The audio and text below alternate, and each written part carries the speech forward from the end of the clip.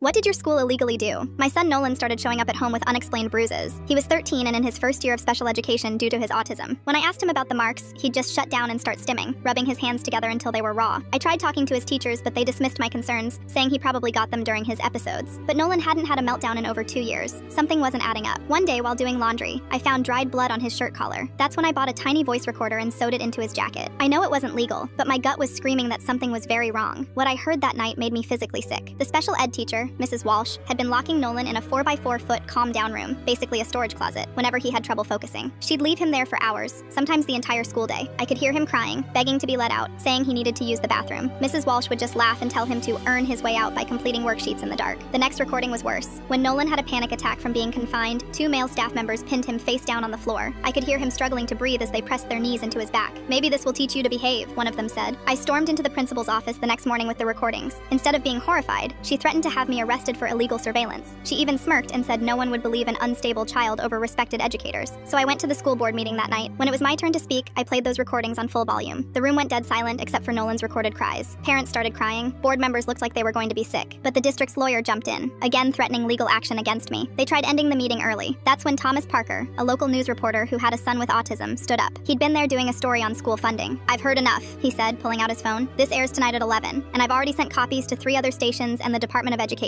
The school board tried to offer me hush money, $50,000, to handle this privately. I told them they could shove that money where the sun doesn't shine." The story exploded. Other parents came forward with similar recordings. Turns out the calm down room had been used for years. They found scratch marks on the inside of the door from desperate kids trying to get out. Mrs. Walsh was arrested for child abuse. The principal and 3 staff members were fired. The district had to pay millions in settlements to 26 families of special needs students. But the best part? The state passed Nolan's law requiring cameras in all special education classrooms. My son testified at the hearing, the same unstable kid they said no one would believe. He's 15 now and thriving at his new school. Last week, he gave a speech at a disability rights conference. Standing ovation. The only one not clapping was Mrs. Walsh. She was watching from prison on Zoom as part of her rehabilitation.